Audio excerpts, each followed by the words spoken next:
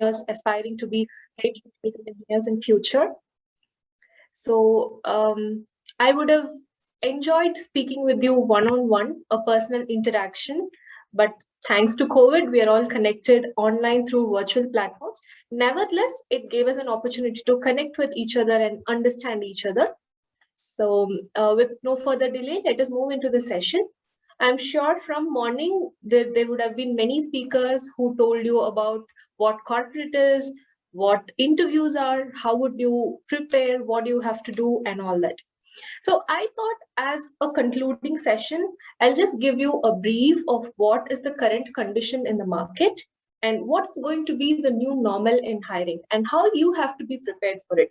Traditionally, we had a lot of methods for hiring, but given the pandemic, we are all forced to adapt technology, and we have also learned well with the use of technology. So with this inculcation of technology, how are we going to move forward? And you as fresh engineers who are aspiring to be a great mechanical batch of engineers in future, how would you have to prepare yourself to be competitive in the market? So my topic for today would be the way forward to a new normal in hiring. Okay, so college life to corporate life is a very major milestone of anybody's life. You're all engineers now. You're all studying engineering. So you will have a very, very carefree life wherein you go to college, you study, your teachers would guide you through, and then you have your personal life. But when the transition comes from college life to corporate life, how you should be prepared for it? Everybody gets triggered by the word corporate. So is it really that scary? Why does it scare us? Because we're not prepared enough to face the corporate life. Corporate life is not a giant that is kept outside. It's just a society. It is just the part of what we are currently into. So if you are well prepared, you are confident enough to face the challenges that comes your way, you will be prepared to face the corporate life also. This is what I'm going to talk about in the next few slides. We'll keep it very short and we'll open the session for interaction and questions so that we get to understand the pulse of the students also. So I'll give a sneak peek of the current condition of how market is, because I'm purely from mechanical industry, which is very relevant to all of you. So you would have seen in my intro, I come from Toyota Industries background. So I'll talk about the automobile industry and what is the current condition in the automobile industry. So all of you know, all the industries are hit by COVID-19 pandemic. But is that the case with automobile? It's actually no. Even before COVID, we were affected because of BS4 to BS6 regulation that came up in India, because of the electric vehicle rule that was passed, and a lot of other external factors. Automobile industry was already hit very badly in the year 2019 to 2020. That is when we were also hit by COVID-19 pandemic. So both the external factors and the pandemic given, the automobile industry crashed during the pandemic scenario. So we lost business, the volumes dropped, the production was kept on hold. There was no buying power for the people to buy passenger vehicles. But currently, considering the lift of the current condition, we are also lifting up gradually. We are adapting to BS6 engines. We are also thinking about how to move into the future technology using electric vehicles or hybrid vehicles. And we're doing the research and development work. We're setting up new plants. So slowly and gradually, automobile industry is also gaining its momentum to gain a hold in the industry. Having said that, there is a severe manpower shortage in the automobile industry, I would say. That is because if you know the industry setup, automobile is majorly run by the blue-collar employees. Blue collars are as important as white-collar supervisors and white-collar management people.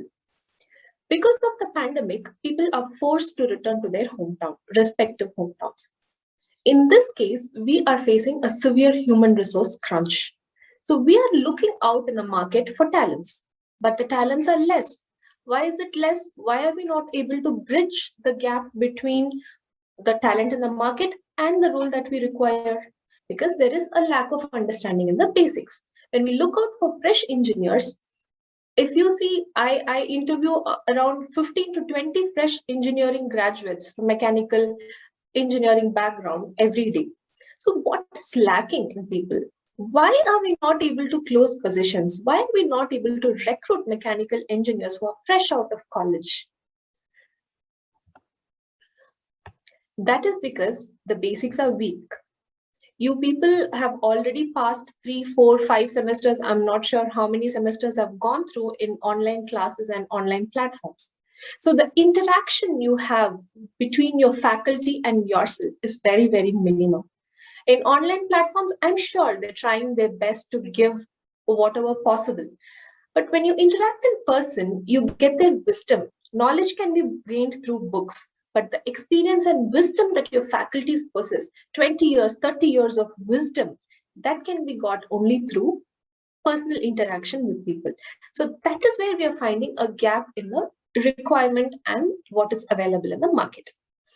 But as I said, the job opportunities are tremendous. We have a lot of vacant positions, and the automobile being shifted from diesel and petrol engines to electric vehicles. You might all be aware of such technology. Electric and hybrid vehicles are going to rule the country in the next 10 years. So we are busy creating the infrastructure required for hybrid and electric vehicles. We are busy doing the strategies and hiring people to bring this into action.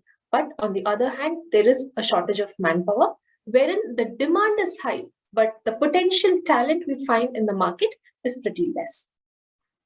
So you don't have to worry about the job opportunities that is available in the market. There are tremendous, they are in plenty. You just have to prepare yourself to face the real world. So how has hiring changed in the current condition? What do you know about hiring? Earlier, when I say hiring, you would think of, as a fresher, you would think of a written test that is given to you, a group discussion that is conducted. From group discussion, you would be shortlisted and you'll go and face a technical panel. From the technical panel, if you are selected, you would face an HR. If you're selected in the HR round, you will be given the offer. So this was the traditional type of recruitment that was happening all through these years. What has happened now? COVID-19 pandemic, there is no physical interaction. You don't get to meet people. So how do we hire now? We hire through online channels. Thanks to MS Teams, Zoom, and all the other technologies which keep us connected and which keep us going even in the tough times. So what happened?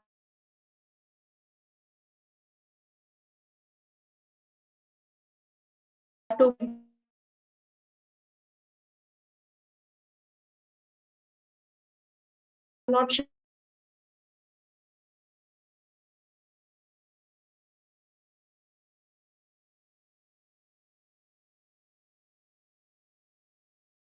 And then group discussion is becoming a highly hypothetical round of interview in this scenario because of the COVID. You face the interview online, you meet the people online, you meet the interviewers online, and you meet the HR also online, and finally your offer is rolled out online. So what is happening here? Do you see some gap, or do you find it is very convenient? I would say there is a gap, because when you interact with a person in person, you get to see the person, you get to see the body language, you get to see the hidden potential in a person.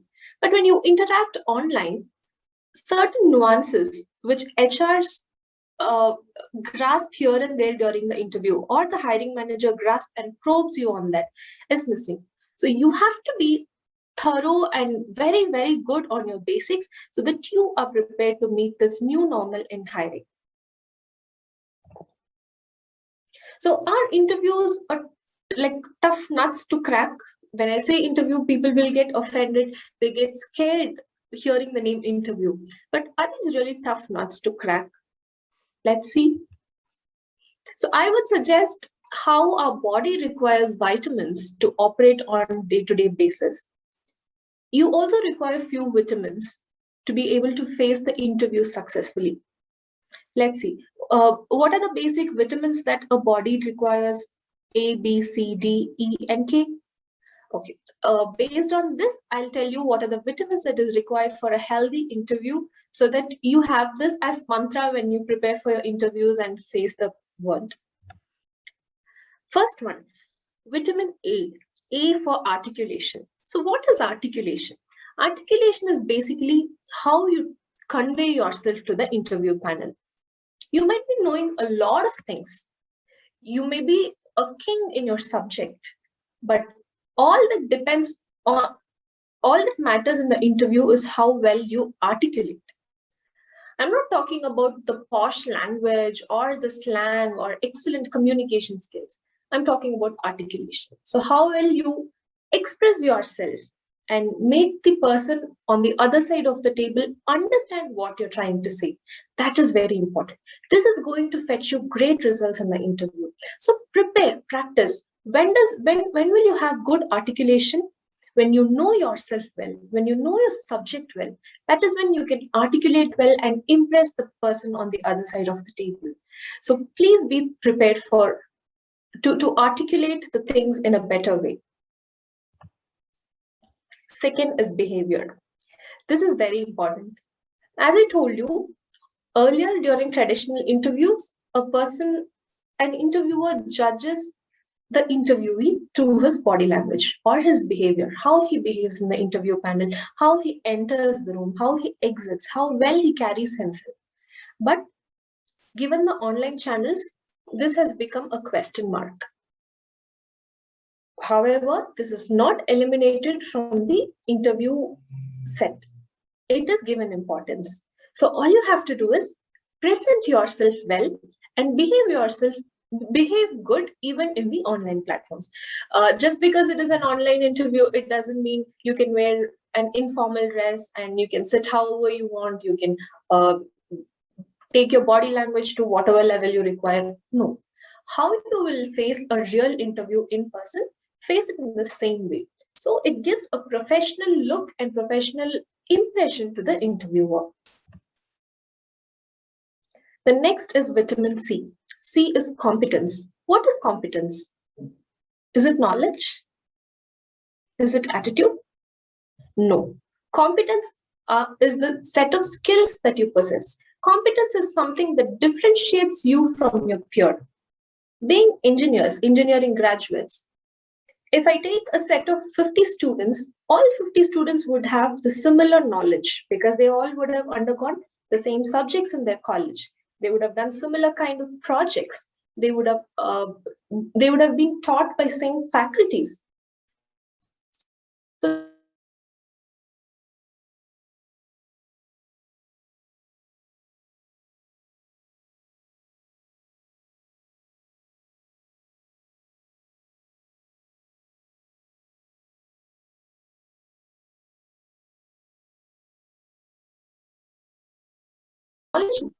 what differentiates you, what makes you get highlighted among others, that is your competence.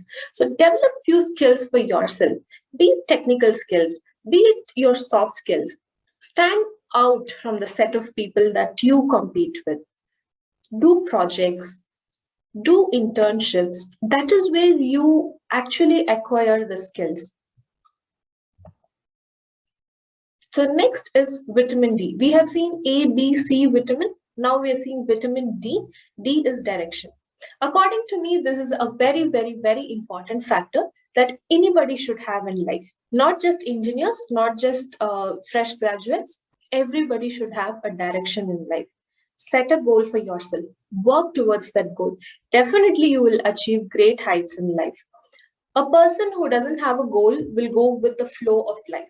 Whatever comes his way, he will take. He cannot shape his career or he cannot shape his future. So if you have a goal and you work towards the goal, it can be small steps that you put and small efforts that you put forward to your goal. But with a proper direction, 5 years from now, this is what I want to be. 10 years from now, this is what I want to be. If you have this vision clear in your mind, you will definitely be successful in your life. So this is something I follow, and this is something I wish all the engineers and fresh graduates follow so that they can be successful in their own lives. The next one is vitamin E. E for enthusiasm. So when you attend an interview, make sure you convey the interviewer that you are excited about this job. Not just for the sake of attending interview that you are attending this. You really want to work. You really have the passion to work. You are interested in the company. You are interested in the job role. So you are attending this interview. It shouldn't look like a forced fit on you. Your college team asked you to attend the interview. Your placement team forced you to attend the interview. So you are attending. No, that shouldn't be the case. The way you behave and express yourself should convey your passion for the job and for the role. That is when you give that wow impression to the interviewer. Last but not the least is the vitamin K. K for knowledge. Now, I have spoken about all the soft skills that is required to face an interview. Along with soft skills, you also require a good knowledge. Whatever you have studied in your engineering should be thorough in your mind. I'm not talking about all the formula, all the principles, all the theories, and all the theorems should be there in your mind. No, basics. How a DC motor works. What is iron carbon diagram? What are the different types of machining? What is assembly? These are all basics of mechanical engineering. I'm sure you people would have studied all this. This is what we ask in the interview, basics. We check how thorough and how well you are in your basics. We don't expect students to come out with extreme knowledge because we know we will train the students. We look for the learnability factor in the students when we recruit fresh engineers. So each company will have a different process. Each company will have a different way of working. So we cannot expect ready-made people to come and start working with us from day one. We will take care of training you. But what you have to do, you should have the basics. So when we train you, you should be able to pick up whatever we give you the training on, and you should be able to contribute to the organization. For that, basics is very, very important. So rather than memorizing and fantasizing about big concepts and theorems, be thorough in your basics. This will definitely help you crack any interview because nobody will judge you on your CAD skills, your coding skills or embedded skills. And they will test you on the basics. Whatever you have studied in your first year, second year, third year, and fourth year, that will be tested in the interview. So be very, very thorough and express it in a simple way so that everybody understands. That will give the clarity to the interviewer that you are very clear in your subject knowledge. Okay, so we have seen all the vitamins that is required for interview, starting from vitamin A, that is articulation, vitamin B, that is behavior, C, that is competence, D, direction, which is very important, E, enthusiasm, which will show the passion that you have towards work, and vitamin K, that is knowledge, which is very basic and very important for any individual to attend and crack an interview. I hope you take all these vitamins in you, just like how you take food for your everyday well-being, and crack your interviews with flying colors. So to summarize whatever I have told so far regarding the expectations from fresh graduates, as I told you, your knowledge should be good, that is basics. Your skills, which makes you stand out from your peers. Your attitude, which shows the passion and learnability in you. And last one here is the direction. With all these things, I'm very sure that you people would achieve great heights in life. So currently it is pandemic. You people are not able to go to college. You're not able to meet the teachers. You're not able to interact with the peer.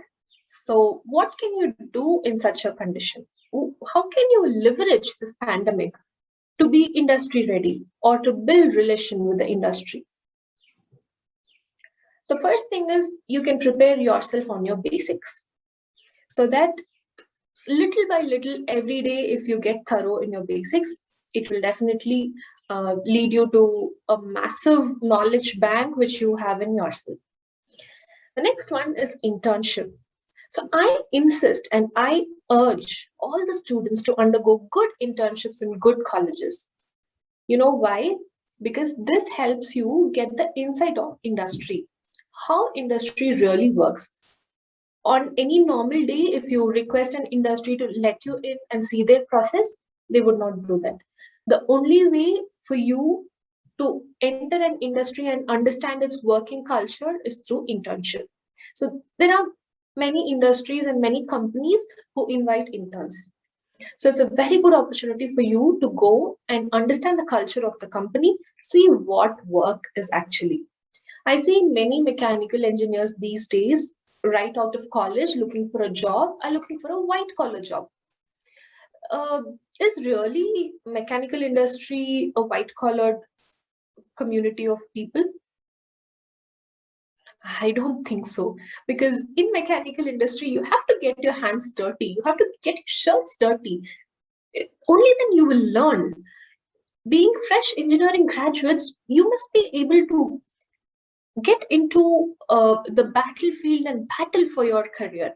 That's when you will learn. If you expect a designing career, if you expect a white collar job at the beginning or initial stage of your career, it's going to be a little difficult. So when you do an internship, why I'm saying this, when you do internship, you will understand the real working culture of the company. You will know what happens in a company, how people work, what is expected out of an individual as a contributor, as a learner, as an associate in the company.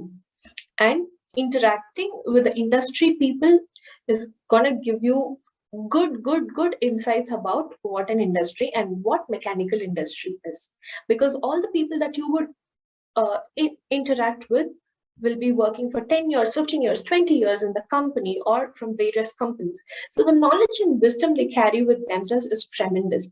It is only through internship that you can learn from those people. So internship is real-time working culture which you can experience. So if you get an internship opportunity, I'm sure your college would be having internship as a part of their curriculum.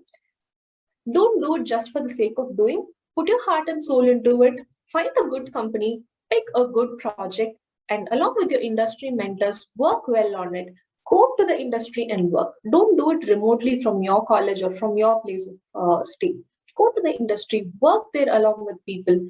3 months, 4 months, or 2 months, whichever is the duration that is given to you.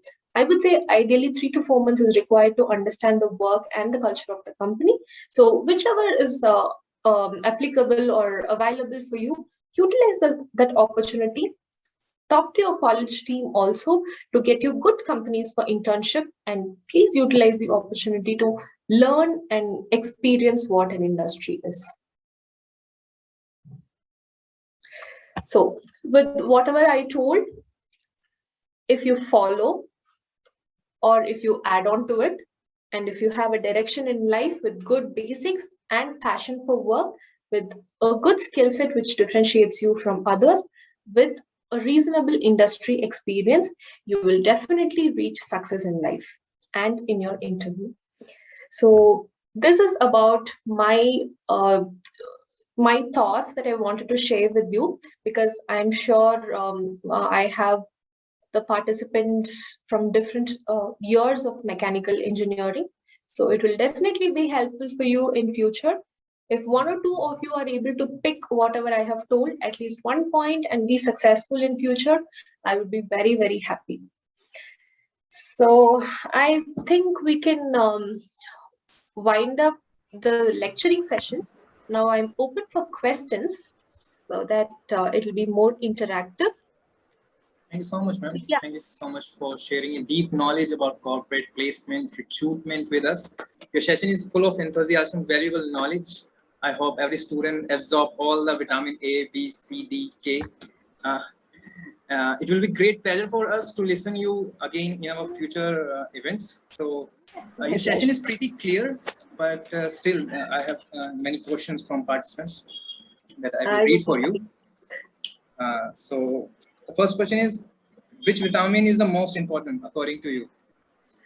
I would say, according to me, what I have implemented in my life direction, vitamin D is very, very important. If you have a clear goal, if you have a clear vision about your career, rest everything will fall in place. You will know what to do. You will know how to do. But you just need to know what is my direction, what is my vision and how I should work for it. So D is very important. Next comes the K, vitamin K, which I said knowledge, basics. I'm not talking about extreme knowledge here. I'm talking about the basics, which you have to be thorough in. Great, ma'am. So next question is that student, I have 3-year experience in automobile section. Now I am a student of BTech Mechanical 3rd year. Ma'am, let me know, will this experience help me in future for job? If yes, then how I can use and how I can find a platform for MNC and OEM?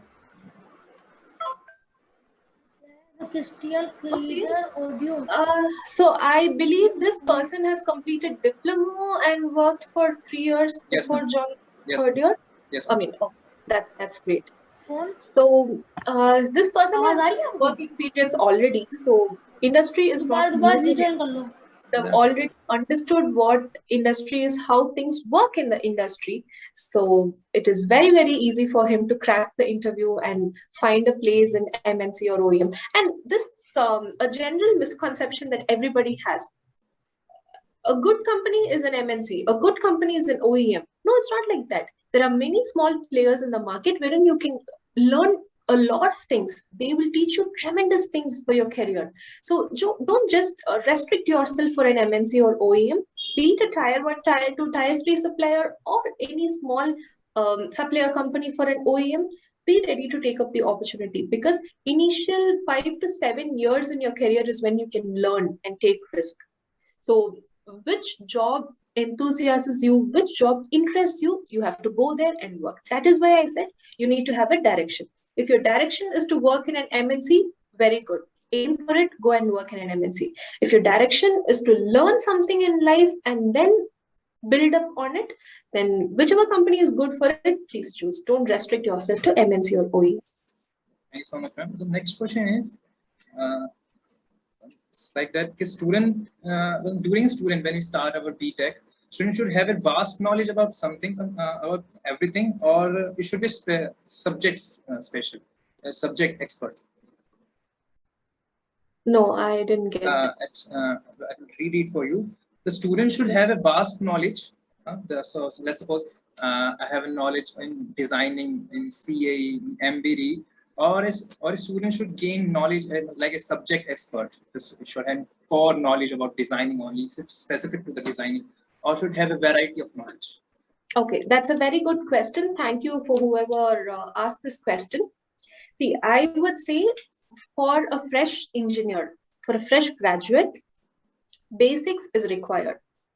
You don't have to be a subject matter expert. We have a lot of subject matter experts in the market who are 5-year or 10-year experienced. So when there is a position which requires a subject matter expert with a good experience, prior experience, we would go and target that group of people. Why we target fresh engineers is, fresh engineers are moldable. They bring a lot of diversity to the work area. They come up with a lot of innovation and creativity. So you don't have to be a subject matter expert as of now. Whatever you know, make sure you know well. And wherever you want to work, make sure you give your heart and soul. Maybe after 5 years or 3 years of working in an industry, you yourself will understand which area or which department you want to work in. Do you want to be in quality? Do you want to be in production? Do you want to be in designing? Do you want to be in production engineering, which deals with the R&D and all kind? So you will understand if you work. Based on your interest after working for a couple of years, then develop. Then specialize in something. If you want to be a quality person, specialize in Six Sigma, specialize in QMS, quality standards. So that will make you a subject matter expert. As of now, it is not required. Next question is, which one is preferred by HR? A 2-year student, a 2-year experienced candidate, or a student with have MTech with have the specialization? See, MTech really doesn't matter when we look for fresh engineers. BTech or MTech, all that matters is your knowledge level. Maybe some places where they require research experts, they might require MTech or PhD students. But most of the mechanical industry companies that look out for fresh engineers, it means, right, fresh engineers. So we don't require experience. All we require is your learnability and your willingness to work and contribute with us. So if you already have experience, well and good. There will be some companies which look for experienced candidates, mechanical engineers with 2 or 3 years of experience. You can go for it. But that is a different category, and fresh engineer hiring is a different category. Let me reframe this question. Yeah, sorry, ma'am. Let me reframe this question. So let's suppose, as of me, if you want to pursue my career in design, so should I go for an MTech or should gain knowledge as company? MTech is a 2-year course. So should I join a company for 2 years so that I can gain the experience, or should I pursue for the MTech? All right. So let me tell you my life experience. I'm basically an electronics and communication engineer, but I wanted to do MBA. I was always a people person. I didn't want to get into the technical side. So I could have easily taken MBA right after my engineering, but I didn't do that. I worked for a couple of years and then I went on to do my PGDM. Why I took the 2-year break? I wanted to understand what work is. I wanted to understand what the industry is. So I would suggest anybody who does a master's degree to get work experience for 1 or 2 years. So you will understand what is real work, what is real culture.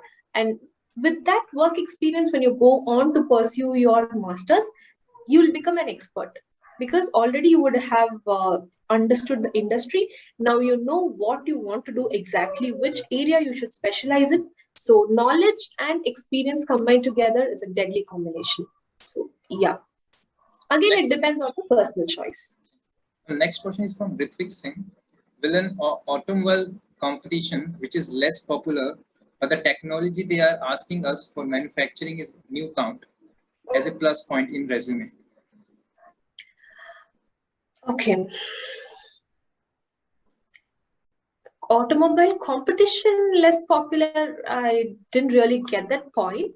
But yeah, we are adapting a lot of technologies currently in automobile industry because already I told you we are moving towards hybrid and electric vehicles. So 10 years, 20 years down the line, you will not see any petrol or diesel engines in India.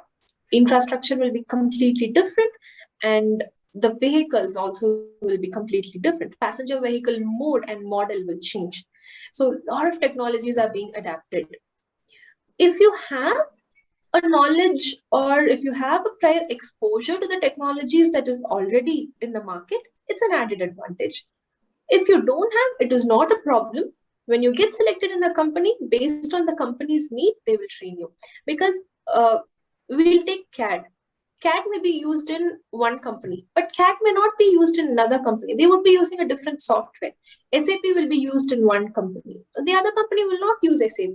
So you never know. Just because you studied SAP, you can't go behind the companies that has only SAP, which uses only SAP. So based on the company, you can get the training, you can learn. But if you have a knowledge or exposure to other technologies, yeah, it is always an added advantage. Not mandatory, but just added advantage. One of our students, Dipanshu, is asking how can one intern at Toyota? Okay, so very interesting. Yeah, we take interns. Every year we host around 20 to 30 interns. We have a process for selecting the interns also. Initially, the college has to approach us, giving the details of the students who are interested to do internship in Toyota. Based on the students' interest and based on the project vacancy that we have in our company, we would select the students who would match the requirement or who has the passion to work on the particular project that we have. We'll have a mutual discussion along with the user department who will be holding the interns. And then we will select whoever is eligible and whoever performs well in the discussion. So yeah, maybe next year your college can approach us for internship. Let us see. Given the COVID pandemic, maybe this year. Yeah, this year, given the COVID pandemic condition, and if you people are ready to relocate to Karnataka, Bangalore for a couple of months to do your internship, we welcome you with pleasure. Yeah, Ma'am, Yogesh is requesting to share this PPT with us. So if you allow us, we can share this PPT with our colleagues. Yes, you can share it across. Thanks so much. And one last question, then we will wind up the session. This question is my personal. That the one question from my first day of my BTech. At the first day I have entered in college, the one question is there: what is my passion? What is the one thing that I can do? What is the one thing that I can pursue for my career?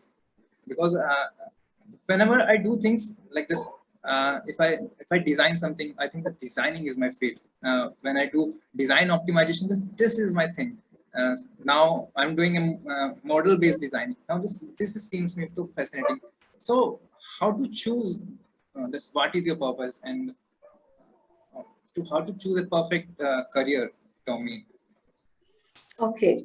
So nobody will have a perfect career. Be very clear in that. Nobody's career is perfect. You have to struggle. You have to fight. You have to battle against people, against the technologies, and then you have to be successful in your career to find that perfection. So as I told you, this is the right time to experiment on things.